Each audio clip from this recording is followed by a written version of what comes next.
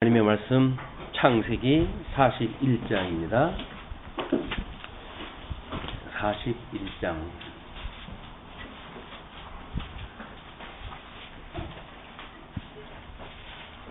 만 2년 후에 바로가 꿈을 꾼즉 자기가 나일 강가에 서 있는데 보니 아름답고 살진 7 암소가 강가에서 올라와 갈밭에서 뜯어먹고 그 뒤에 또 흉하고 파리한 다른 7 암소가 나일 강가에서 올라와 그 소와 함께 나일 강가에 서 있더니 그 흉하고 파리한 소가 그 아름답고 살진 7소를 먹은지라. 바로가 곧 깨었다가 다시 잠이 들어 꿈을 꾸니 한 줄기에 무성하고 충실한 7 이삭이 나오고 그 후에 또 가늘고 동풍에 마른 7 이삭이 나오더니 그 가는 7 이삭이 무성하고 충실한 7 이삭을 삼킨지라. 바로가 깬즉 꿈이라. 우리 지금 41장의 주제는 애굽 총리가 된 요셉입니다. 우리는 세속적인 그 생각에 젖어 살기 때문에 총리가 되었다 이렇게 되었을 때 참 좋다. 우리도 어떻게 하면 이렇게 될 수 있을까? 라고 하는 이제 시각을 가지고 성경을 보기를 좋아해요. 많은 우리 이제 설교자들이 총리가 되는 방법 이렇게 해가지고 높은 자리에 있으려면 야곱처럼 순종해야 되고 명석해야 되고 어떻게 해야 되고 이래가지고 여러 가지 방법을 갖다 제시하거든요. 그런데 그 위의 제목을 보게 되면 지금 선민 언약 성취의 준비입니다. 그러니까 하나님께서 선민에게 언약을 하시기 위해서 무엇인가 지금 준비해가는 과정이거든요. 거기 그 윗제목이 선민의 보호와 형통이에요. 선민을 하나님께 보호를 갖다 하시는 그 내용이거든요. 이거는 하나님께서 뭔가를 선민을 보호하시기 위한 그런 그 섭니다. 근데 왜 보호를 갖다 하시는가? 그 이야기는 이제 번성과 출애굽을 하기 위해서요. 번성, 그다음에 출애굽. 이걸 하기 위해서 하나님께서 보호를 갖다 하시는 것이고, 그리고 이 번성, 이 선민의 번성과 출애굽은 열조와의 언약이라고 하는 큰 맥락에서 이제 시작이 되어집니다. 열조와의 언약. 이건 우리 이제 익히 아는 대로 아브라함에게 하셨던 그 언약은 애굽 나라의 이제 이 객의 종이 되겠다 이렇게 했어요. 그래서 4대 만에 내가 너희들을 다시 이끌어낼 거야. 그래서 이 객으로부터 4대 만에 너희들을 이제 다시 나오게 해주겠다 이렇게 이야기를 했거든요. 애굽이라고 하는 지칭은 없었어요. 근데 이 애굽이라고 하는 그 총리, 애굽의 총리라고 하는 이 지역은 지금 이스라엘 백성들을 종으로 삼는, 노예로 삼는 그 제국입니다. 그러니까 노예로 삼는 제국의 총리가 되어지는 것이 우리의 소망이 되어진다고 한다면 이게 우리가 마귀의 대장로 보고 싶다는 이야기니까 세속적으로 해가지고 높은 게 다 좋은 걸로 이제 아는 거는 우리가 너무 쩔어 살기 때문에 높은 거는 좋고 많은 거는 좋고 강한 거는 좋고 라고는 세속적인 그런 그 생각 이것이 이스라엘 백성들을 종으로 삼는 제국임에도 불구하고 좋다고 이렇게 느껴지는 거예요. 감이. 이거로부터 우리가 이제 우리의 생각 세계의 전환이 필요할 것 같습니다. 다 깨부시고 여기서 높은 것이 좋은 것이 그런 것이 아니라 단지 하나님께서는 이 세속의 종으로 삼으셔가지고 이스라엘 백성들을 인도해 내시기 위한 그런 도구 그런 과정 섭리를 해가시는 일이다. 과정은 과정으로서 이게 해석이 돼야지 이게 우리의 궁극적인 목적이 되어져가지고는 안 된다. 우리가 예수를 믿으면서 교회에 안 나올 때 이거 사업차 이게 중요한 사업인데 교회를 빠지고 그 사업에 성공을 하게 되면 많은 이익이 있고 그 이익을 성교를 위해서 사용을 하고 주님의 몸된 교회를 위해서 쓰면 그것이 오히려 하나님 앞에서 유익한 것이 아니냐 이런 생각을 우리가 한단 말이야 이게. 근데 하나님께서 힘이 없고 능이 없어가지고 인간들한테 그렇게 시키시겠어요? 너 가서 앵벌이 시키는 것도 아니고 교회 나오지 말고 믿지 말고 가서 돈이나 벌어와가지고 전도시켜라 이렇게 하는 건 아닐 거 아니겠어요? 근데 우리는 은연중에 그런 자기 정당화를 갖게 되어진단 말이야. 그래서 오늘 우리가 교회는 못 나오지만 나름대로 사업을 성공리에 끝나게 되면 많은 유익이 있게 되어지고 그걸 주님의 몸된 교회로 위해서 쓰리라 이렇게 이야기를 하는데 작은 일에 충성하는 것이 큰 일에 충성하게 되어지는 거거든요. 그냥 평범한 주일날 교회에 나와서 예배에 참석을 하고 하나님 말씀을 일용할 양식으로 생각이 들어가지고 그냥 기본 생활을 하는 것 그것이 큰 일을 이루는 그런 그 척정이지 우리들의 작은 어떤 꾀를 써가지고 뭔가 여기서 큰 거를 얻어가지고 뭘 하겠다라고 하는 그 생각은 우리들의 생각입니다. 인간의 생각. 근데 하나님께서는 그렇게 하시지 않는다는 이야기죠. 자기를 정당하게 위해서 우리 이제 학생들이고 뭐 이렇게 공부를 하다 보면 꼭 그래요. 목사님 이렇게 할 적엔 어떻게 해야 돼요? 그래가지고 방법을 물어보거든요. 근데 그 방법이 뭐냐면 내 편 좀 안 들어주실래요? 이제 그 얘기거든 다. 그게 뭐 어서 오겠어요. 내 편 들어달라고 그러니까 네 생각이 그렇다고 한다면 뭐 그 길로 가야지 어떡하겠니? 라고 원론적인 이야기를 하지만 우리가 그 길이 아니라고 한다면 아닌 거지요. 그냥 아닌 겁니다. 아무리 뭐 명분을 쌓고 뭐 다른 사람 수백 명을 설득시킬 수 있는 뭐 그런 논리가 있다고 하더라도 아닌 건 아닌 거야. 이것이 지도자들한테는 뭐 교회의 정치 문제라든가 뭐 이 어떤 목회 방법이라든지 그런 걸로도 또 전용이 되죠. 이거는 누구도 여기서 자유로울 수가 없어요. 정말 하나님의 말씀을 붙들고 순수하게 불기둥이 인도하시면 인도하는 대로 물기둥이 이 구름기둥이 인도하면 인도하는 대로 그냥 가는 것뿐이지 그걸 피해 가지고 내가 뭘 하리라라고 하는 이야기는 언감생심 아무런 소용이 없는 일이다. 뭐 이렇게 전제를 깔고 일단 이걸 보셔야 좀 맑아진 그런 기분으로 보지 않을까 생각이 들어요. 성령의 감동이 있었는지 집단 기도로 또 그렇게 풀어나가시는 것 같은데 일단 자세한 그 애굽의 이 총리가 되기 위한 조건으로 해가지고 하나님께서 지금 그 요셉으로 하여금 꿈이라고 하는 걸 꾸게 되어집니다. 우리 지난 시간에도 이야기했지만 특별기에서 계시에서 나오는 이 꿈은 예수 그리스도를 예표적으로 보여주는 계시적인 사건이에요. 그러니까 이 계시적인 사건이 특별 계시가 끝나고 성도들의 살아가는 데에 어떤 미래를 확인시켜주는 이런 걸로 해가지고는 예수 그리스도와 아무 상관이 없는 일이다.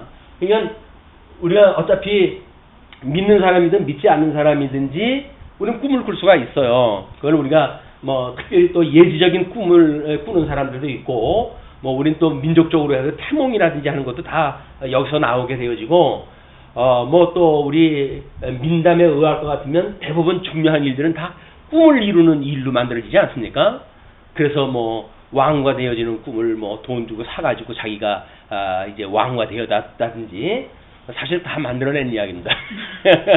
그러나 다만 우리 그래 아주 이 머리에 그걸 또 이제 이걸 가지고 사니까 그리고 교회에서도 나름대로 이 꿈에 대한 거를 예언이라든지 그런 맥락으로 이야기가 되어지고 그래서 성도들의 앞날에 무슨 일이 벌어질 것인가를 꾸어지는 걸로 이렇게 이야기가 된단 말이에요. 그런데 지금 하나님께서는 성도들한테 미래를 알 수 있는 방법을 원천적으로 막아버리셨어요. 이제 왜?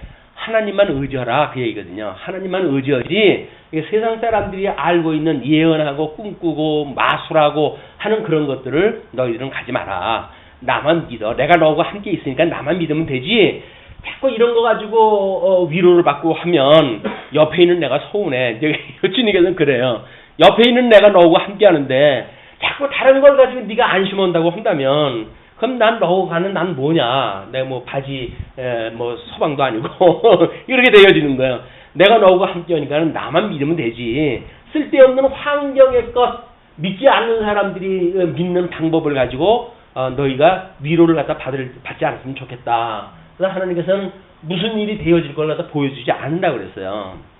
그 이야기는 이미 예수 그리스도에 대한 거를 구약 성경에서 보여줬고, 예수님께서 똑같은 구약의 방법을 가지고 요구하는 자들에게 악한 세대가 이런 표적을 원한다. 너희는 내가 지금 말씀이 육신으로 와가지고 너희들하고 함께 있잖아. 근데 뭐 요새 옛날 얘기했던 거 그걸 자꾸 원해가지고 그걸 보이라고 그러냐. 내가 너희한테 보여줄 거는 요나의 표적밖에 없어. 그 요나의 표적이 뭡니까? 사흘 동안 죽었다가 부활하신 그 사건이란 말이에요. 그 사건을 믿는 것이 일체의 비밀이에요. 성도들한테는 삶을 살아가는데 일체의 비밀이 바로 그 핵심입니다. 예수 그리스도의 죽으심과 부활이라고 하는 사건에 이게 압축적으로 되어져 있는 거거든요. 그러니까 복음에 대한 비밀을 알게 되어지게 되면 모든 역사의 해석이 그걸로 다 끝나요. 우리한테 이런 걸로 해서 역사 해석이 되어지는 것이 아니라 성경에서 보여줬던 예수 그리스도에 대한 집중적으로 설명되어진 복음에 의해 가지고 우리 역사 해석도 우리 삶의 해석도 미래에 대한 소망도 여기에 다 있는 것이다. 이것이 이제 우리 이 세속적인 거와 계시적인 거의 차이란 말이에요. 이런 구분을 가지고 이제 꿈에 대한 문제를 보게 되면 이때는 예수 그리스도를 좀 예표적으로 보여주는 사건이겠죠. 꿈은 그렇다고 한다면 지금 그 7년 만에 꿈을 꿨으니까 7년이라고 한다면 그 술 관원장하고 떡 굽는 그 관원장하고의 그런 사건이 있은 뒤에의 그런 그 일입니다. 그래서 7년 동안이나 옆에서 술 관원장은 계속 술 딸고 그 일을 갖다 했을 거예요. 근데 요셉의 일은 새까맣게 잊어버렸죠. 우리가 누구한테 뭐 부탁하는 거 그렇게 곧 이루어질까라고 생각하고 부탁할 필요 없어요. 그냥 우리 뭐 아까 점심시간에 뭐 이야기한 거에 의하면 다 입 바른 소리로 허기 좋은 얘기로 하는 거지. 뭐 자기가 그렇게 뭘 속을 내 가지고 열심으로 일해 줄 사람이 어딨냐. 다 그냥 듣기 좋은 얘기 하는 거다. 이렇게 이제 이야기를 하시더라고요. 맞죠? 맞습니다. 우리 주님이나 우리의 말에 작은 그런 신음에도 관심을 보이실까? 한층 건너 지체가 뭘 그렇게 깊이 알아가지고 그분에 대한 그 생각을 알고 염려를 알고 그래서 교제를 우리가 통해 가지고 정말 그 일을 우리가 관심을 갖겠는가? 그거는 예수 그리스도를 우리가 바라보는 일이 아니라고 한다면 기대할 것이 없습니다. 우리 사람은 신앙의 대상이 아니에요. 우리 교제하는 그런 성도의 관계도 신앙의 대상이 아닙니다. 다만 지체이기 때문에 사랑의 대상일 뿐이에요.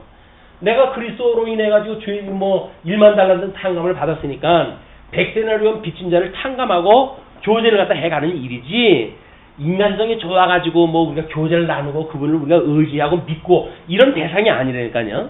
사람을 믿게 되어지게 되면 열이면 10번도 우리는 실망합니다.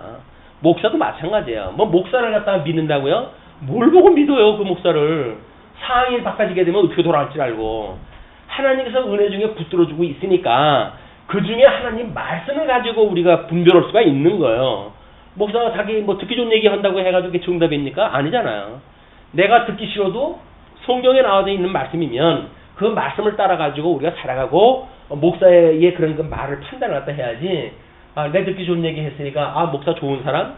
좋은 사람은 뭔 좋은 사람이에요.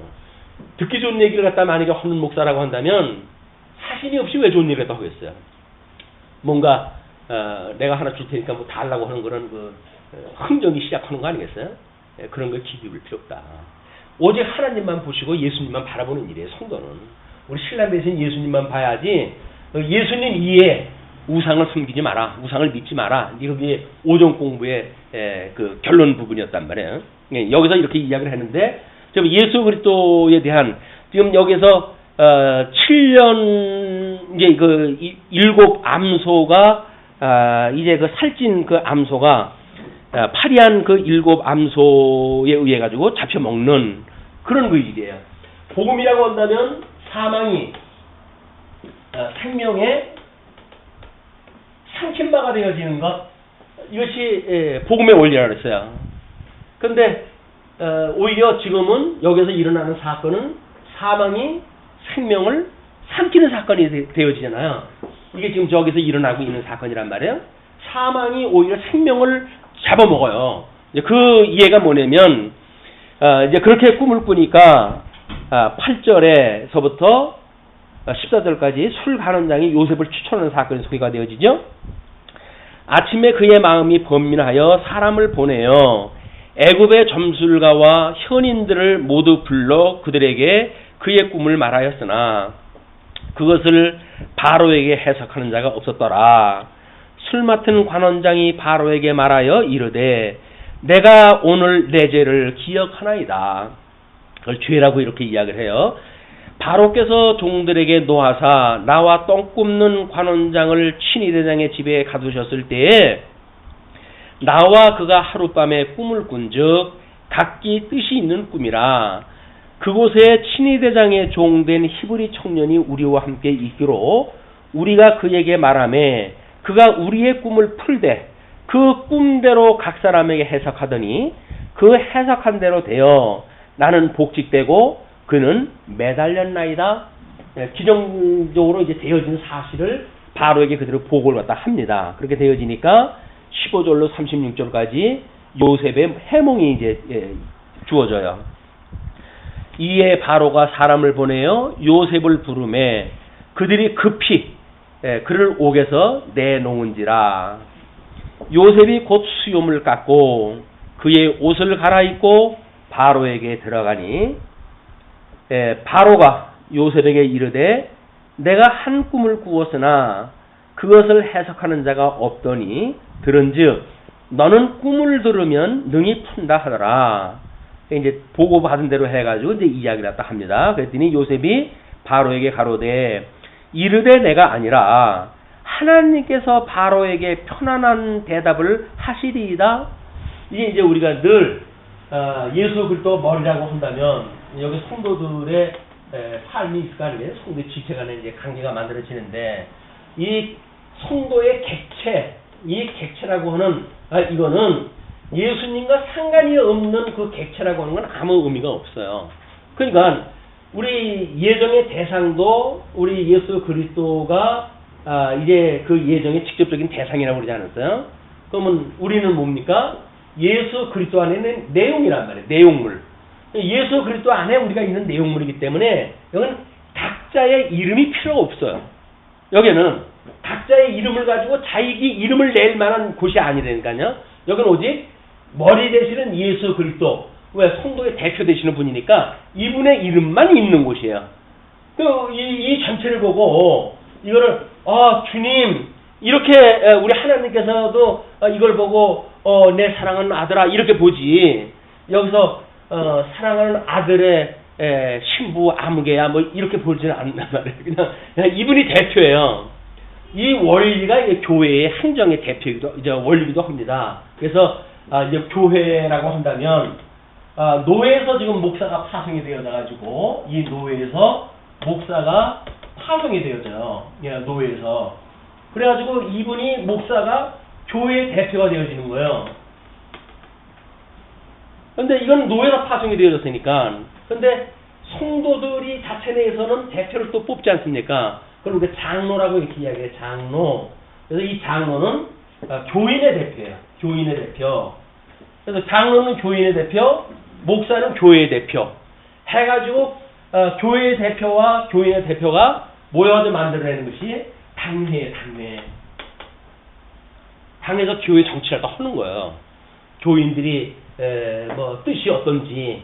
그러나 노예로부터 파송되었다는 이야기는 하나님께로부터 가르치는 은사를 받아가지고 파송되어졌으니까 하나님의 뜻이 무엇인지, 사람이 원하는 뜻은 무엇인지 이걸 조율을 하는 것이 믿음의 수준에 의해가지고 조율을 하는 게 당회란 말이에요. 당에서 목사가 만약에 성경적인 원리에 의해가지고 전부 끌고 간다고 한다면 그러면 회의할 필요 없죠. 왜? 목사가 성경 잘 알고 있으면 목사가 끌고 나가면 될 거 아니겠어요? 근데 교인들이 알고 있는 수준이 있어요. 수준이. 그 수준에 맞는 일을 하기 위해서는 그걸 우리가 이제 그 절제라고 하는 부분으로 설명이 되어졌지만 하나님의 뜻을 안다고 하는 것도 나름대로 믿음의 수준에 이 정도가 맞아야 돼요. 아니 성도들의 믿음은 없는데 뭐 성경적인 원리를 가지고 그것도 교리 아주 그 믿음의 선배들이 만들어 놓은 단단한 그런 그 음식 그걸 가지고 종주목을 댄다고 한다면 막 여기 있는 이 성도들은 거의 반 죽음이죠. 왜? 질 수 없는 짐을 갖다 져야 되니까. 그걸 장로가 알게 되면 이 성도들을 대표해 가지고 목사님 근데 우리 성도들이요 짐이 그렇게 질 정도가 안 돼요. 이거 되게 될 거 아니겠어요? 뭐 연봉 문제가 나왔을 때도 마찬가지죠. 장로가 성도들의 살림을 잘 알 거 아니겠어요? 아 근데 목사가 무슨 뭐 큰 예배당이 필요하다고 해야지 교회 건축을 한다고 그랬을 때도 장로가 목사님 우리 교인들이 형편이 그렇게 안 됩니다. 우리 하나님께서 주시는 그 분량을 따라서 우리 적당히 질서를 따라 하는 것이 교회의 덕이 될 줄로 압니다. 라고 이제 의논을 또 하게 되면 참 생각해보니 그렇겠네요. 라고 해가지고 조율이 되어야 될 게 아니겠어요? 근데 자기가 노회장이고 장로들은 이제 당회장이고 자기네 이 장로들은 당회원이니까 아니 당회원이 당회장 말 안 들어요? 이렇게 가지고 해가면 이제 이게 막가자는 이야기예요. 권력을 가지고 뭔가 휘둘겠다는 이야기인데 교회 정치 원리상 맞지도 않는 겁니다. 그래서 이런 신사적인 의논을 통해 가지고 거기에서 이제 또 뭐 노회가 이루어지고 총회가 이루어지고 해서 아름다운 교회 정치가 이루어지는 건데 이것이 지금 교인의 대표에 대한 문제예요. 그러면 꿈을 갖다 꾼다고 이렇게 헌 문제, 그 다음에 내가 죄를 갖다 졌습니다라고 하는 그런 그 문제도 마찬가지죠. 지금 요셉에게 내가 있었던 사건 이걸 진작 이야기를 했으면 당신이 이런 아픔을 겪지 않아도 될 터인데 내가 그거를 말을 안 했기 때문에 이런 그 일이 있습니다. 라고 이제 고백을 딱 한 거죠. 그러니까 그렇게 한데도 불구하고 요셉은 이제 요셉이 그 바로에게 이런 꿈에 대한 거는 내가 그걸 할 수 있는 것이 아닙니다. 누가? 나를 주관하시는 하나님께서 이걸 대답을 하시는 거지 제가 하는 게 아니에요. 라고 하는 것이 성도들의 기본 자세란 말이야. 내가 뭘 했어요? 라고 하는 것이 아니라 주님의 은혜로 이렇게 되어졌어요. 나를 인도하시는 주님께서 이걸 해 가실 겁니다. 라고 하는 것이 주를 믿고 살아가는 성도들의 생활이지 여기서 쓸데없는 소리 하지 말아요. 내가 알아서 할게. 라고 만약에 말한다고 한다면 지가 하지 못하러 교회 일을 갖다 해요. 자기가 그냥 사람들 모아놓고 사업을 갖다 하면 되지. 교회라고 하는 게 그게 아니다. 그래서 누구든지 이 주님에 대해서 이게 주님께서 인도하시면 주의 뜻이면 라고 되어져야지 그것이 아니라 내가 알아서 할게요. 뭐 내 뜻대로 할 거예요. 라고 하는 그 이야기는 이건 예수님을 나는 믿지 않습니다. 그런 그 이야기랑 똑같은 거죠. 바로가 바로에게 지금 이야기하는 것이 내가 하는 것이 아니라 우리 하나님께서 바로에게 편안한 대답을 하실 겁니다. 이렇게 이야기를 하지요. 하실 겁니다. 아니에요. 하십니다. 그 이야기예요. 근데 바로가 요셉에게 이르되 내가 꿈에 나일 강가에 서서 보니 살지고 아름다운 일곱 암소가 나일 강가에 올라와 갈밭에서 뜯어먹고 그 뒤에 또 약하고 심히 흉하고 파리한 일곱 암소가 올라오니 그같이 흉한 것들은 애굽 땅에서 내가 아직 보지 못한 것이라 그 파리하고 흉한 소가 처음에 일곱 살진 소를 먹었으나 먹은 듯 하지 아니하고 여전히 흉하더라. 내가 곧 깨었다가 다시 꿈에 보니 이제 살진 소를 이야기를 했는데 아까 소개되어졌던 거하고는 달리 뭐가 더 구체화되어져 있냐면 그 파리한 소가 살진 소를 잡아먹었는데도 잡아먹은 것 같지도 않다고 그래요. 그 이야기는 뭐 우리가 먹을 거 시커 먹고 살 안 찌면 얼마나 좋을까요? 근데 그렇지도 않은가 봐요. 그러니까는 뭐 그 코미디언 프로에서 그 살 안 찌는 아이한테 살찌는 프로그램 만들어 가지고 그걸 하더라고 방영을. 그냥 안 찌는 사람은 안 찌는 대로 고민이고 또 저처럼 너무 찌는 사람은 너무 쪄가지고 고민이고 그래요. 이거는 이것이 하나님께서 해가신 일이다. 뭐 그게 좋을 것 같지만 여기서 분명히 부정적인 이야기를 하는 거예요. 이게. 그러나 먹었으나 먹은 듯 하지 아니하고 여전히 흉하더라. 내가 곧 깨었다가 다시 꿈에 보니 한 줄기에 무성하고 충실한 일곱 이삭이 나오고 그 후에 또 가늘고 동풍에 마른 일곱 이삭이 나더니 그 가는 이삭이 좋은 일곱 이삭을 삼키더라. 이삭을 삼키는 건 어떻게 그림으로 표현되어질지는 모르겠어요. 나는 꿈이 그렇다니까. 그렇게 되어졌는데 내가 그 꿈을 점술가에게 말하였으나 그것을 내게 풀이해 주는 자가 없느니라. 이제 하소연을 갖다 합니다. 내가 밥 먹여주면서 술객을 갖다 해가지고 내가 부리고 그러는데 이 망할 것들이 아무도 나한테 이런 거 대답을 갖다 못 해준다. 그런 그 이야기죠. 그러니까 요셉이 바로에게 알아되 바로의 꿈은 하나라. 하나님이 그가 하실 일을 바로에게 보이심이니이다. 7소 암소는 7회요 7 좋은 이삭도 7회니 그 꿈은 하나라. 이 두 가지의 꿈을 꾸었지만 하나라 그 이야기예요. 근데 그 하나의 꿈을 확실하게 지금 알려주기 위해서 두 번을 갖다 보여주신 거예요. 그러면서 그 후에 올라온 파리하고 흉한 7소는 7년이요 동풍에 말라 속이 빈 7 이삭도 7해 흉년이니 내가 바로에게 이르되 하나님이 그가 하실 일을 바로에게 보이신다 함이 이것이라. 이 하나님께서 하시는 일이 무언가를 보여준다고 내가 말했죠. 그것이 지금 이걸 말하는 거예요. 라고 하면서 온 애굽 땅에 7회 큰 풍년이 있겠고, 이 애굽에 풍년이 7회 7년 동안 이제 큰 풍년이 있겠대요. 이제 그 풍년이 있겠고, 그 다음에 후에 7회 흉년이 들므로 7년 동안 다시 흉년이 들므로 그런 그 애굽에 벌어질 일들을 이야기하다 하는 겁니다. 애굽 땅에 있던 풍년을 다 잊어버리게 되고 이 땅이 그 기근으로 망하리니 뭐 설명을 안 하고 우리가 뭐 해몽 지식이 없어도 성경을 공부하다가 보니까 그 뜻이 먼저는 이제 들어오잖아요. 그죠? 7년 동안 풍년이 있다가 7년 동안 흉년이 와가지고 그동안 7년 동안 풍년이 있었던 것이 다 이게 없었던 것처럼 이제 되어질 것이다 라고 이야기했다 하는 거예요. 후에 그 흉년이 너무 심함으로 이전 흉년을 이 땅에서 기억하지 못하게 되리이다. 바로께서 꿈을 2번 겹쳐 꾸신 것은 하나님이 이 일을 정하셨습니다. 하나님이 속히 행하시리니 이제 바로께서는 명철하고 지혜 있는 사람을 택하여 애굽 땅을 다스리게 하시고 바로께서는 또 이같이 행하사 나라 안에 감독관들을 두어 그 7회 풍년에 애굽 땅에 5분의 1을 거두되 그들로 장차 올 풍년의 모든 곡물을 거두고 그 곡물을 바로의 손에 돌려 양식을 위하여 각 성읍에 쌓아두게 하소서. 그래가지고 대안까지도 전부 이야기를 해요. 대안. 이거는 일어나는 사건에 대한 그 대안이 되겠죠. 대안을 갖다 이야기를 하는데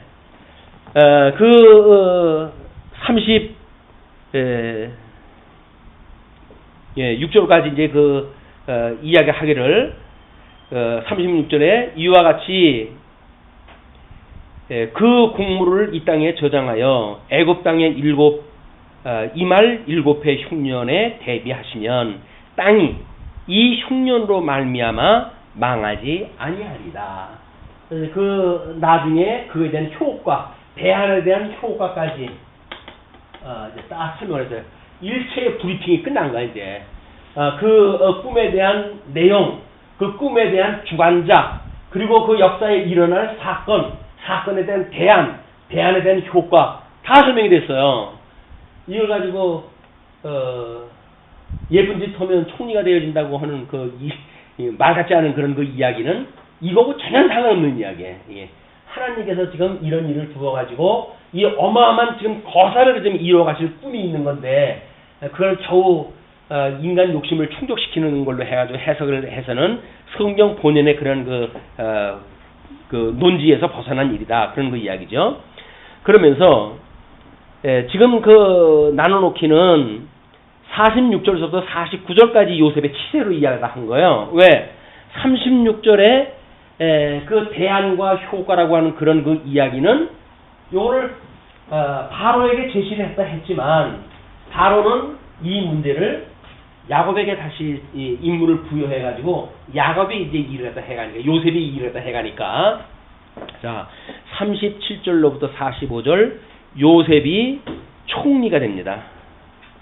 네, 우리가 요즘도 그 아이디어 좋은 거 내면 뭐 아주 그 중직에 채용되어지고 그럴 수가 있어요.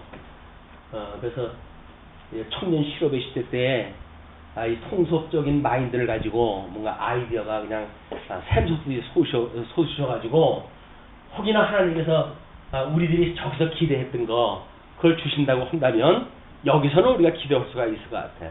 통속적인 하나님의 뜻을 알고 그래서 하나님의 이런 그 계획을 알고 이루어간다고 한다면 아마 모르긴 몰라도 하나님께서 하늘의 문을 여시고 신령한 복으로 해도 충만하게 부어주시라고 믿습니다. 그러니까 그것은 신령한 복이에요. 신령한 복을 부어주실 겁니다. 자, 그러면서 이제 그 37절로 이어가지고 바로와 그의 모든 신하가 이 일을 좋게 여긴지라 만장일치로 동의가 일단 끝났어요. 그러니까 바로가 그의 신하들에게 이르되 이와 같이 하나님의 영에 감동한 사람을 우리가 어찌 찾을 수 있으리요 하고 이미 신하들은 꿈의 내용도 몰랐잖아요. 꿈의 내용도 몰랐는데 누가 이 대안을 갖다 해가지고 효과를 일으킬 수 있는 이런 사람이 누가 있겠어요. 이건 뭐 아무리 눈 씻고 보려도 없는 일이니까 자존심이 상해도 바로가 어찌 찾을 수 있으리요 하고 요셉에게 이르되 하나님이 이 모든 것을 내게 보이셨으니 너와 같이 명철하고 지혜 있는 자가 없도다. 그리고 요셉을 인정을 합니다. 총리감으로 인정을 하는 거예요. 뭐 우리나라는 총리감이 없어가지고 지금 뭐 그냥 온통 난리인데 정말 총리감이 없는 건지 못 찾는 건지 모르겠지만 아주 그 총리가 없이 지금 아주 제법 시간이 흘러가요. 근데 여기서는 바로 성령의 감동을 받아가지고 총리로 바로 임명이 되어지죠. 예, 40절 너는 내 집을 다스리라. 내 백성이 다 내 명령에 복종하리니 내가 너보다 높은 것은 내 왕자뿐이니라. 그러니까 모든 실권을 다 준 거야. 모든 정권을 다 부여를 갖다 했어요. 다만 보좌는 그래도 내가 앉을게. 그 이야기죠. 얼굴마담은 내가 할게. 그 이야기예요.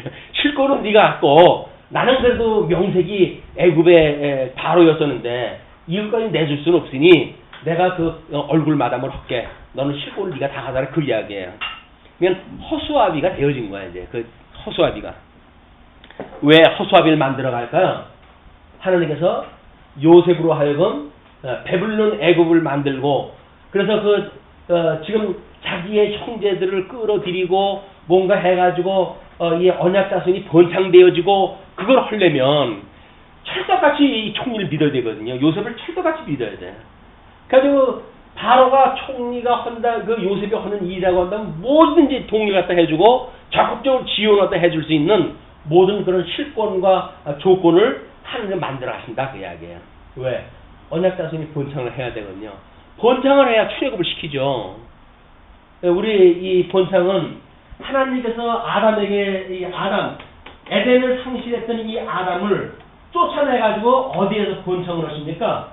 어둠의 역사가 있는 여기에서 번창하게 하신 거 아니에요. 죄 중에서 잉태하고 죄 중에서 출생하게 하신 일이 하나님이 해가신 일이에요. 이거를 모형적으로 지금 이스라엘 역사를 통해서 구체적으로 이거 보여주는 일이다. 왜냐면 여기서 잘못 해석되어지게 되면 이거 실제적인 거에서 걸려져 버리잖아요. 이 이론론적으로 해석이 통일성이 있어야 되는 거예요. 이거는 딱 띄워놓고 이것만 가지고 적당히 꽈가지고 뭐 논리를 갖다 만든다고 한다면 저 논리가 맞지 않으면 안 되죠. 이미 하나님께서는 아담에게 어둠에 내쫓아버리시고 그리고 그에게 뱀의 그런 그 미혹 가운데 살아가면서 산육번성을 약사 셈의 자식도 우리 그 아벨의 자식도 여기서 다 번창을 얻게 하시는 것이 세상 역사예요. 그리고 여기서 이제 가죽옷을 해입혀 내쫓았잖아요. 그러니까 여기서 노아의 방주 사건을 통해 가지고 택한 백성들만 구원을 없이겠다 그 이야기예요. 그럼 택한 백성들 8명 아니에요. 8명.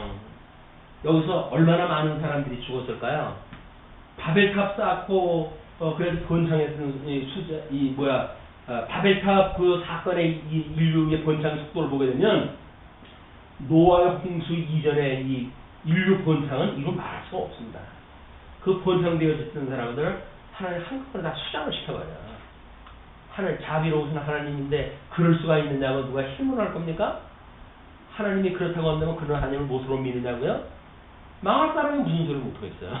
하나님이 당신이 만들어 놓은 피조물인데 당신이 그렇게 했다는데 아니 3살 먹은 애들도 장난감 지가 가지고 놀다가 실어 버리는데 천지를 지으신 하나님께서 그걸 왜 못 두시냐고요.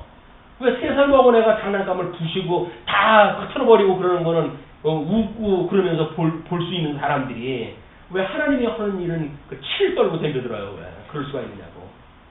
인간적인 그런 그 생각이 한계가 있는 거예요. 자녀들이 하게 되면 너무 예쁘잖아요. 그걸 다 흩어버리는데 얼마나 사악한 모습입니까? 다 흩어버리고 제 성질 맞지 않는다고 해가지고 에이 하고 다 부숴버리는데 근데 그거는 아주 기특하게 보잖아. 아이고 뭘 해도 예쁘니까. 근데 하나님이 천지를 만드시고 지금 이 아주 거대한 이 역사를 갖다 섭리를 갖다 해가시는데 뭐 물심판했다고 해서 뭐가 문제라고요. 하나님은 물심판을 갖다 한 뒤에 바벨탑 사건을 통해 가지고 모든 인류를 갖다 흩으시잖아요. 그리고 베드로 후서에서 이야기한 게 뭐예요? 하나님께서 이 심판을 위해 가지고 남겨두신다는 거 아니에요? 오랫동안 참으신다는 거 아니에요? 언제까지 이 바벨탑을 쌓던 인류들은 언제까지 하나님께서 보호를 갖다 하신다는 겁니까? 세상 종말까지 하나님께 보호를 갖다 하시겠다는 거예요. 그러니까 이 종말 때 나타나는 현상이 뭐예요? 저 바벨 사상이 그대로 나타나는 거예요. 이게 바벨. 그래서 요한계시록에 가게 되면 이 바벨론이 무너졌도다 이렇게 나오는 거예요. 이 바벨론이. 바벨론 사상이 전부 이 동양적인 그런 마술 사상이에요. 이게 다. 이래가지고 뭐 해가지고 이게 우리 신비주의 교회에 들어와져 있는 모든 신비주의도 결국은 이것들이에요. 어떤 사람이 하도 답답하면 바벨론의 포로가 되어진 교회라고 하는 책을 썼을까요? 예수님을 믿고 구원받았다고 그러는데 꼴을 보니까 완전 바벨론의 포로가 되어진 사람들하고 똑같아. 예, 그러니까 바벨론의 포로가 되어진 그 교회라고 하는 제목으로 해가지고 편지를 썼대요. 답답해가지고. 지금은 이 신비주의로 해가지고 함몰되어지는 모든 교회의 양상들이 저 바벨 사상에 의해서 되어지는 거예요. 이 바벨 사상은 언제 끝난다고요? 심판 때 끝나요 이게. 그때 무너졌도다 바벨론이여라고 하는 고백이 나온단 말이에요 이게. 뭐 짐승 일곱 짐승에 뭐 올라타고 있는 음녀의 모습 이게 다 이걸 그려놓은 것들이거든요.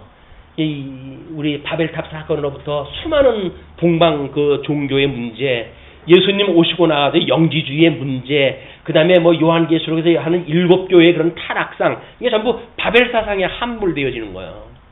우리가 세속을 이길 수 있는 방법은 이게 무엇인가를 잘 모르면 안 됩니다.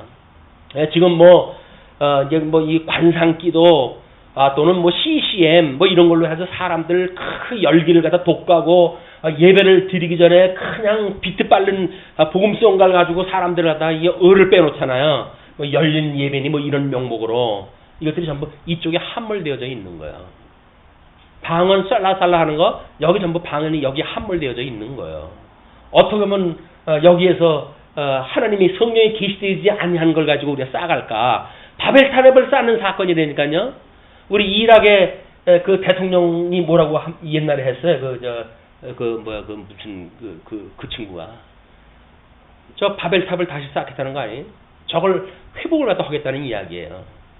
이 역사가 세계 끝까지 계속되어 있습니다. 저 중동에 이제 터키 위쪽으로 해가지고 이란, 이락, 이 소련 쪽으로 연결되어져 있는 그쪽에 그 도시가 이 바벨탑을 쌓았던 사건이거든요. 이것 때문에 그걸 놓지 않으려고 서방 그런 그 진영 간에 큰 싸움이 벌어지는 거야. 누가 차지할까?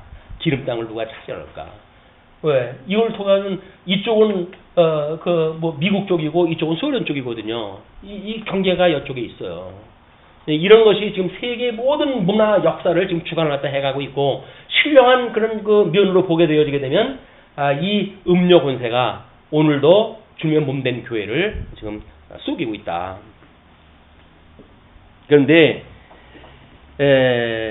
41절에 바로가 또 요셉에게 이르되 내가 너를 애굽 온 땅의 총리가 되게 하노라 하고 자기의 인장 반지를 빼어 요셉의 손에 끼우고 그에게 세마포 옷을 입히고 금사슬을 목에 걸고 자기에게 있는 버금 수레에 그를 태우매 무리가 그의 앞에서 소리 지르기를 엎드리라 하더라. 그 이제 뭐 우리 옛날에도 가마가 행창을 하면 그러잖아요. 무슨 뭐 누구 행차다 뭐 이렇게 하게 되면 상민들은 납시오 하면 상민들은 양쪽 길로 쫙 갈라져 가지고 거기다 대고 조아리고 이게 상전들이 하는 일이란 말이에요. 그 일을 지금 요셉에게 맡겼어요. 그럼 요셉이 지금 여기 총리가 되어졌다는 이야기는 뭡니까? 결국은 애굽의 총리예요. 애굽의 바로의 역할을 대신하겠다 그 이야기예요. 자, 그러면서 이제 44절로부터 44절 바로가 요셉에게 이르되 나는 바로라 애굽 온 땅에서 내 허락이 없이는 수족을 놀릴 자가 없으리라 하고 완전히 다 실권을 다 줬어요. 정권을.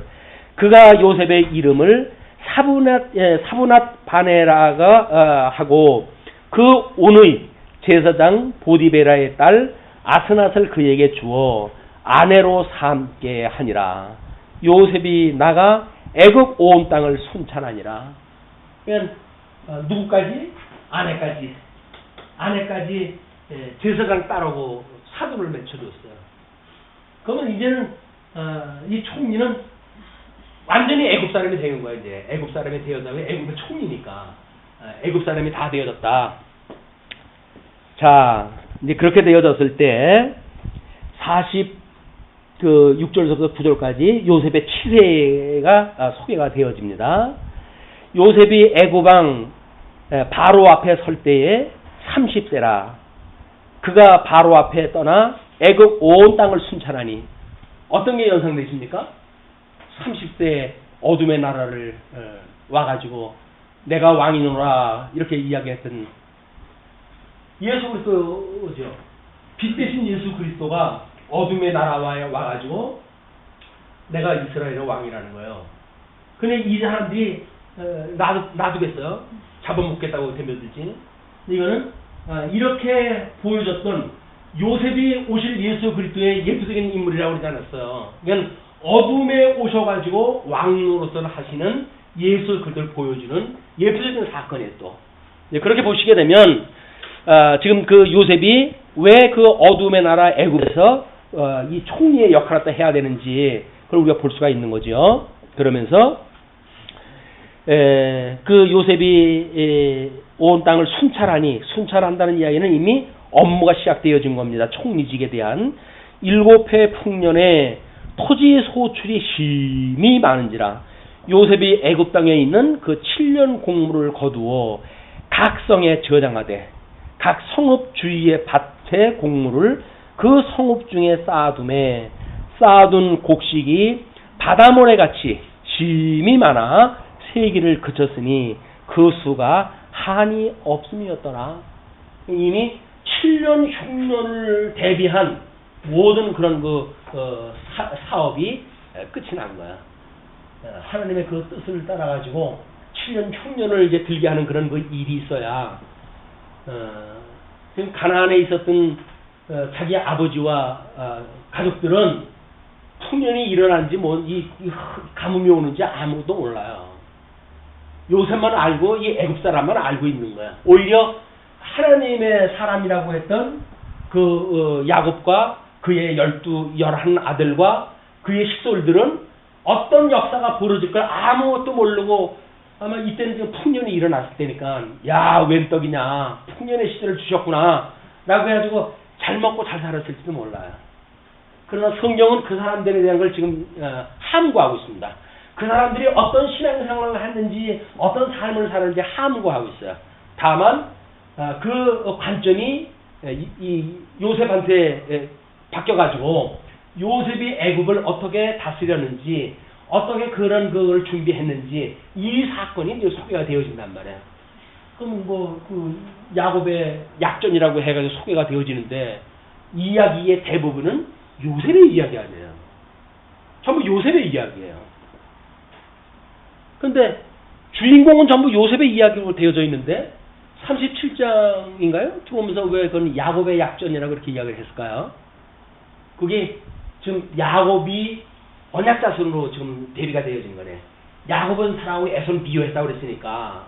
그래서 사랑하는 그 요셉의 사랑하는 야곱의 아들들은 어떤 고난을 통해 가지고 출애굽이라고 하는 사건을 통해 가지고 애매한 고난에 빠졌다가 구원을 받는 민족적 구속사를 설명할 거 하신단 말이에요. 근데 미워했던 에서는 그냥 에돔 지역에 가가지고 나라 차려고 잘 먹고 잘 살았잖아요. 그러니까 그 에돔의 후손들에게 너희들이 잘 먹고 사는 게 능사가 아니야. 그래가지고 우리 욥이라고 하는 인물을 통해 가지고 이 애매한 고난을 받는 복음적 의미를 설명을 한 거죠. 그걸 이제 깨닫게 되어지게 되면 애매한 고난을 받는다고 하는 이런 그 문제는 사랑하는 사람들한테 주신다고 하는 의미로구나. 이걸 깨달을 수가 있지 않겠어요? 그러나 에돔 지역에서 그냥 뭐 사냥하고 뭐 싸움 잘하니까 그냥 어떤 나라에 들어가가지고 야 이거 이제 우리 땅이야 너들 나가 안 나가 죽여 라고 해가지고 힘으로 다 제압을 다 하고 자기네 종으로 삼고 그런 나라가 되어진 거예요. 거긴 복음적인 원리가 아니란 말이에요. 그러니까 하나님께서 에서는 미워하고 야곱은 사랑했다는 이야기가 뭡니까? 미워했던 그 에서는 뭐 인간적인 방법으로 해가지고 나라 찾아오고 살아갔잖아요. 나라 언약이 이루어졌잖아요. 뭐가 문제예요? 네? 콩 잡는 게 매지. 나라 찾아오고 살잖아요. 근데 왜 하나님께서는 그걸 가지고 내가 미워했다고 설명을 할까요? 거기에는 하나님의 사랑하는 의의가 없다 그 이야기야. 인간적인 싸움하는 기술이 있고 인간적으로 해서 나라를 뭐 통치할 수 있는 재주는 있었는지 몰라도 거기서 하나님의 뜻을 알려주는 복음적인 의미가 없었다 그 이야기예요. 근데 사랑한다고 하는 그 야곱은 그때서부터 이 약점이 시작이 되어지는 거예요. 그래서 70명의 식구들이 이 가뭄의 시간에 이쪽으로 들어와가지고 남의 나라에 들어와가지고 처음에는 뭐 요셉이 살았으니까 대접을 받죠. 그러나 뭐 요셉이 언제까지 살아있을 수도 아니고 400년을 살아야 되는데 400년을 사는 동안에 그 요셉을 알고 뭐 이런 역사를 이해했던 사람들 다 없어지고 결국 뭐가 돼요? 노예가 되어진 거야. 노예로 전락하는 거야. 너희 뭐냐? 말도 이것들이 욕 다르네. 그런 거 아니겠어요? 말도 다르네. 그리고 우리가 싫어하는 뭐 이런 목자들 출신이고 이거 우리 상종할 인간들이 아니네. 야 너희들 일로 와서 우리도 시킨 거야. 그래야 노예가 되어진 거예요. 종으로. 그러니 그렇게 사는 그런 그 아픔을 하나님께서 보시고 그들의 그런 아픔의 손을 들으시고 아브라함에게 약속했던 그 약속을 기억하시고 내가 너희를 불러낼게 해가지고 놀라운 출애굽의 사건이 벌어지는 거예요. 이것이 이스라엘 백성들한테는 민족적인 역사 아닙니까? 민족적인 역사. 죄에서 종로로 탄 우리들에게 우리 주 예수 그리스도를 보내주셔가지고 우리의 모든 죄를 대속하게 하시고 그리고 우리를 그로부터 사망으로부터 건져내셨단 말이에요. 이분이 이 실체적인 걸 보여주는 모형적인 사건이니까 우리 사랑하는 자는 어떻게 하셨다고요? 죄의 종로로 탄 그 불러낸 자 이 자들이 사랑하는 자예요. 뭐가 더 필요해요? 뭔 방언이 필요하고 뭔 예언이 필요합니까? 하나님을 사랑한다고 하는 게 성경 절절히 우리를 사랑한다는 이야기들인데 뭐가 감지가 안 돼가지고 답답하고 안타깝고 하니까는 뭘 해야 하나님의 백성이라고 생각이 들어가지고 그렇게 성경적이 아닌 것에 우리가 목을 걸고 살아가게 되겠냔 말이에요. 사랑이 확인 안 되는 사람들이 여기 있는 거예요 지금. 예, 우리 하나님께서 예수님을 보내주시고 예수님으로 말미암아 구원받았던 백성들 이런 분들은 그냥 예수님 한 분만으로 우리는 행복한 사람들이에요. 구원받은 그런 그 조건 하나만 가지고 우리는 행복한 거예요. 그걸 세상에 썩을 것들 이쪽에 세상에 썩을 것들 이런 것들이 뭐 많은 거에 우리가 침을 흘리고 그냥 거기다 기웃기웃거리고 이러면 우리 주님 참 이거 체면 안 서죠. 이건 내가 죽어가지고 저희들 불러냈더니 그 속에 들어가지고 기웃거리는 걸 내버려 두시겠어요? 싹 밟아버리지. 얘 인간아, 네가 내 구원받은 식구가 맞냐? 밟아버릴 거 아니겠어요? 이게 아니란 말이야. 피값으로 산 거야. 이 세수가 피값으로 불러내셨어요. 그러니까 자유를 갖다 얻었기 때문에 죄를 깨닫게 하는 일인데 얼마나 좋으냐. 그래가지고 죄를 더 짓자 한다고요? 사도 바울이 뭐라 합니까? 그럴 수 없다는 거예요. 그럴 수 없는다. 근데 논리가 뭐 우리는 은혜를 깨닫는 과정인데, 과정? 맞죠, 과정. 근데 하나님을 깨달아가는 것이 할 수 없어서 죄의 종으로 사는 것이 안타깝고 해가지고 주님을 부르는 그것이 우리가 하나님을 배워가는 수단인지, 내가 좋아하도 육체의 기회로 삼으면서 하나님을 배워가는 수단이라고요? 우리 주님 오신 날까지 그렇게 살다가 하면 좋겠죠. 그나마도 하나님이 사랑하는 자는 그래도 인간아 정신 차려라. 복음을 어떻게 거꾸로 얘기를 듣냐. 내가 너한테 그렇게 말한 거 아니잖아. 이 말씀을 듣게 해가지고 불러내신단 말이에요. 그게 아니면 아이 뭐 구원받았는데 뭐 육신으로 해가지고 좀 죄 좀 진다고 뭐 어쩐다고 뭐 예정된 사람이 어디 가? 왜 아니겠어요? 예정된 대로 되겠지. 그렇게 어떻게 예정되어졌으니까 이렇게 산다고요? 망하려고 예정됐으니까 그렇게 사는 거예요. 예정론이 뭐 잘못됐다고 그러는데 아닙니다. 예정론은 철두철미가 성경적인 거예요. 이거를 뭐 칼빈주의다 뭐 이렇게 해가지고 비난을 갖다 하는데 예정의 예자를 몰라서 그래요. 미리 예정을 다 하셨다니까요. 어떻게까지? 중간에 탈락됐다 그러니까 다 예정을 다 해보신 거예요. 도중에 하차를 할 때 다 예정됐어요. 그걸 알면서도 도중에 하차되는 거에 대한 겁을 안 먹는다고요? 그건 하나님을 우습게 여기는 거죠. 탈락시키거나 말거나 당신 마음대로 오시오. 난 내 마음대로 살겠습니다. 그 얘기 아니겠어요? 그렇게 살아봅시다. 어떻게 되는지. 불보다 뻔한 일인데. 근데 만약에 우리가 사랑하는 사람이 그쪽으로 간다고 한다면 붙들어야 될 거 아니에요. 그 잘못된 길이다. 그게 우리가 복음을 증거하는 일이란 말이에요. 아이 그래 뭐 네가 예정되었는데 망하는 거지. 내가 어떡하겠냐. 그럼 가는 걸 내버려 두는 이야기는 사랑하지 않는다는 이야기죠. 그러니까 형제 우애에 사랑을 더하라. 형제 우애 뭐 믿는다고 해요. 형제님 자매님 해가지고는 우리가 얼마든지 뭐 친교를 나눌 수 있는지 몰라요. 그러나 원수는 나한테 원수를 내가 왜 사랑해? 어? 내 편 사랑하는 것도 모자라는데. 근데 사랑하는데 양이 모자라가지고 시간이 모자라고 뭐 형편이 안 돼가지고 사랑 못 줄 수 있는 게 아니에요. 사랑이라고는 무한정으로 줄 수 있는 거거든요. 그러면 믿지 않는 자들에게 복음을 증거하는 거야말로 진정 사랑하는 일이다. 그러니까 전도를 했다. 그 일은 무지무지하게 사랑한다는 이야기예요. 무지무지하게 사랑한다는 이야기라고. 정말 형제여 그 길로 가면 안 돼. 내 손 붙들고 이쪽 가자. 나는 뭐 너한테 이걸 다 설명을 할 수 없으나 그냥 교회 출석을 하면 뭐 이 목사가 알아가서 설명을 할 거니까 그래도 교회라도 나가자. 온 거예요 이게 지금.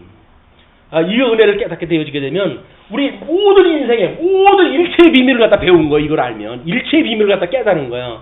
그러니까 이분 한 분만으로 우리가 이렇게 자랑하면서 사랑할 수가 있는 거라니까요. 이분이 우리 남편이야. 이분이 우리의 구속주야. 이분이 우리의 생명이 되시는 분이야. 라고 자랑하실 분 아니겠어요? 아니 근데 이쪽 가가지고 뭐 이것도 없고 저것도 없고 해가지고 내 행동이 말이 아니다. 야 넌 예수 믿지 않지만 나 좀 도와다오. 이렇게 하면 이거 참 체면 굽기는 거란 말이에요. 우리는 당장 죽어도 내가 주님의 종이야. 죽을지언정 너희들한테 내가 아쉬운 소리 안 해. 라고 하는 예수 믿는 사람의 뭐 좀 자신감 아니겠어요? 자부심이고. 예수님을 믿는다고 그러면서 겨우 믿지 않는 사람들한테 가가지고 나 좀 살려줘 이렇게 하는 거는 말이 아니란 말이에요. 우리 예수님이 우리의 일체의 비결이고 그래서 예수님을 믿는 성도들은 이것이 하나님을 경외하는 즐거움에 참여하는 일이다. 이것이 예수님하고 한 몸이 되어졌으니까 예수님이 우리 하나님하고 이 즐거움에 참여가 되어진 분 아니에요. 우리 예수님하고 연합되어졌으니까 하나님 안에서 우리가 즐거움을 참여되어지는 거예요. 하나님과 원수 되어졌던 우리들 그러나 주님께서 우리를 불러내셔가지고 우리 하나님과 그 즐거움 얼마나 즐거우시겠어. 당신의 기뻐하는 뜻대로 만사가 좀 이루어지는데 당신의 영광이 온 세상에 지금 이게 뭐 이게 선포되어지는 거 아니에요? 그게 즐거움이란 말이에요. 하나님의 즐거움. 우리는 덩달아서 하나님의 뜻이 못난 우리들한테 이루어지는 것 이걸 보고 우리는 즐거움에 참여를 다 하는 거예요. 하나님 어떻게 나 같은 그런 인간을 불러가지고 이 놀라운 은혜에 참여케 하셨습니까? 어떻게 나한테 이렇게 굳고 이기적이고 세상에 나밖에 모르는 인간인데 나를 불러내가지고 복음을 위해서 살아가는 이런 마음을 주셨고, 그래서 나로 하여금 주님의 이 즐거움에 참여하게 하셨습니까? 그것이 주인 잔치에 참여하는 자의 모습이라 그 이야기예요. 주인께 잔치를 갖다 경솔하다 하시고 그 즐거움에 참여하는 자, 이것이 우리들이라니까요. 주님의 이 천국 잔치에 우리가 참여가 되어지고 있는 거예요. 자, 그런데 이제 그 50절서부터 52절까지 아스낫이 두 아들을 낳습니다. 흉년이 들기 전에 요셉에게 두 아들이 나되 곧 온의 제사장 보디베라의 딸 아스낫이 그에게 낳은지라. 요셉이 그의 장남의 이름을 므낫세라 하였으니 하나님이 내게 내 모든 고난과 내 아버지의 온 지비를 잊어버리게 하셨다 하며 차남의 이름을 에브라임이라 하였으니 하나님이 나를 내가 수고한 땅에서 번성하게 하셨다 함이더라. 자, 하나님께서 야곱은 사랑하시고 에서는 미워했다고 그랬어요. 근데 이 야곱에게도 12아들이 있었잖아요. 거기에 유다는 단독범죄를 통해 가지고 다말로부터 아들을 갖다 얻게 하시잖아요. 근데 이 요세브에게는 하나님께서 므낫세하고 그 다음에 에브라임하고 두 아들을 낳게 해요. 누구로부터? 저 온의 여자 그 제사장의 딸로 하여금 두 아들을 낳게 해요. 근데 야곱이 축복을 할 때 보게 되니까 요셉에게 이 장자의 축복을 갖다 해줘요. 야곱은 그냥 하나의 축복밖에 안 해줘요. 근데 요셉이 이 야곱의 입장에서 보게 되면 자기의 가족을 살린 사람들 아니에요? 그리고 요셉이 국무총리를 해가지고 삐까번쩍 홈전 나게 했으니까 여기다 이게 주시는 거야. 그래서 이 육적인 하나님의 축복의 문제와 신령한 이런 복의 문제, 이런 것이 어떻게 섭리가 되어집니까?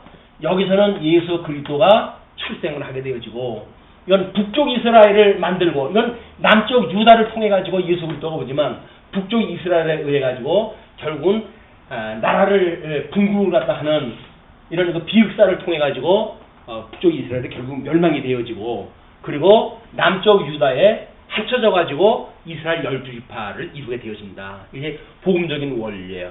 하나님께서는 어떻게 섭리를 갖다 해가시는지 이런 그 모습도 두 가지의 축으로 이루어집니다. 그래서 인성과 신성이라고 하는 그 품위에 대한 문제는 구약성경 전체의 맥락을 통해서 이루어지고 있어요. 이제 그런 그 의미도. 그러면서 53절로 57절 대지근이 심하게 이제 일어나게 됩니다. 애굽 땅에 7해 풍년이 그치고 요셉의 말과 같이 7해 흉년이 들기 시작하며 각국에는 기근이 있으나 애굽 온 땅에는 먹을 것이 있더니 애굽 온 땅이 굶주림에 백성이 바로에게 부르짖어 양식을 구하는지라.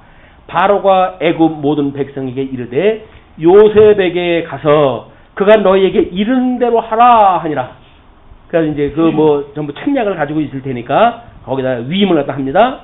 온 지면에 기근이 있음에 요셉이 모든 창고를 열고 애굽 백성에게 팔세 애굽 땅에 기근이 심하며 각국 백성도 양식을 사려고 애굽으로 들어와 요셉에게 이르렀으니 기근이 온 세상에 심함이었더라. 그래서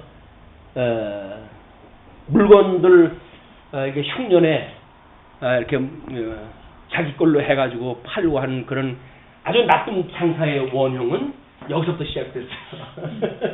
여기 총리로부터 해가지고 요셉의 그런 그 정책에 의해 가지고 없는 사람들 돈 가지고 물건 팔고, 그 사람 돈이 다 떨어지니까 밥 팔아가지고 사고, 당신이 목숨만 나오죠. 목숨만 살려주세요.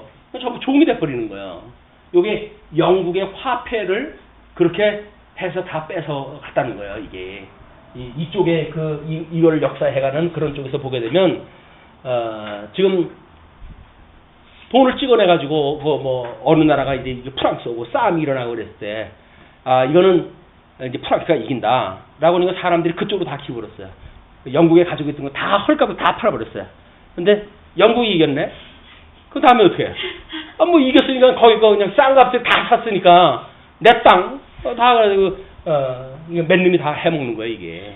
이게 세계 역사가 지금 이렇게 굴러가고 있는 겁니다 이게. 이런 이 사망의 권세의 그런 거에 우리가 뭐 겁먹을 것이 아니라 대장 대신 예수 그리스도를 믿는 믿음 가지고 우리 흩어져 있는 한 주간도 은혜 가운데 행복하게 살았으면 좋겠습니다. 기도하시죠.